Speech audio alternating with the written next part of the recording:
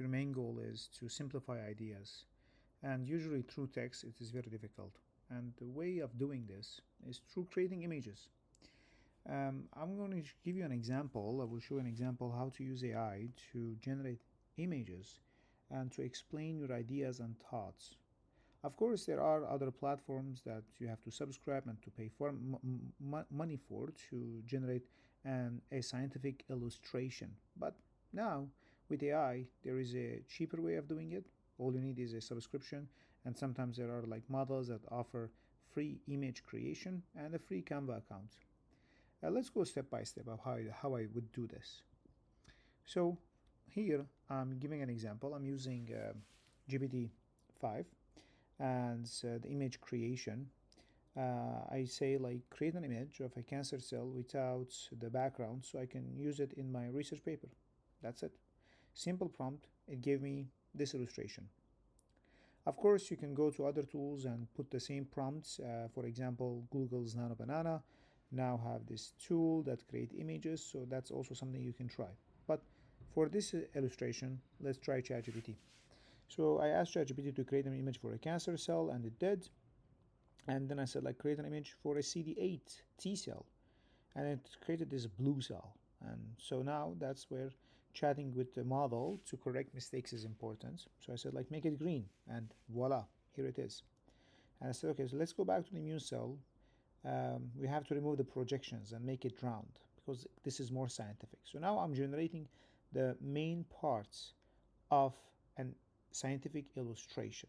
So I'm generating those parts and I'm working with the AI to make these parts similar to the final image that I can imagine in my brain. So after generating this, I said like I need an antibody. So create a shape of a receptor or an antibody that goes on the cell surface of an immune cell. So it created this. I said like, well, that's not what I want. So make it more realistic with a 3D effect that can match the style of the immune cell that you created. So it created this. But maybe we can make it better. I said keep the antibody only and remove the bar that crosses the antibody. So now I created the antibody. So I created the immune cell, I created the cancer cell, I created the antibody. And all I did is I copy pasted those elements. So as you can see, I copy pasted immune cell here.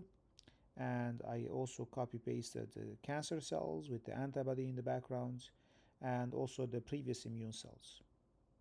Then I just highlighted the ones that I want. For example, here like I started creating some background effect. So I just click on, I believe, command, and then like you click on those non-essential cells. I group them together, and then I decrease the transparency. So voila. Now, this is, of course, it's not a full illustration, but I've generated an illustration of many ideas and thoughts I have through similar techniques. So as you can see here, like now I can add a text, I can add, and all this is done by using Canva. And of course, ChatGPT subscription or like another AI generating model. Here, I'm giving an example using Gemini Nano Banana. So I asked Google's Nano Banana to create an image of cancer cell, and well, the results were not the best. I tried to change the prompt. I said like I gave it images from the internet. I said like this is an image from the internet. Something similar to this slide, something similar to this slide can fit a scientific illustration. So it generated this. I think the problem is my first prompt, my initial prompt. I did not prompt it well. Maybe I could have prompted Nano Banana better to generate an illustration and small elements to put them together to create a scientific image. But here, just for the sake of illustration, that you can even use Nano Banana and you can play with it and add prompts to improve the generated images and eventually create a scientific illustration that you like. So the nice thing about AI is like now we're not limited by the presence of icons, we're not limited by the presence of stock images. We can literally ask AI to generate anything we want without a background and put those elements together to communicate the message that we want to convey to the reader.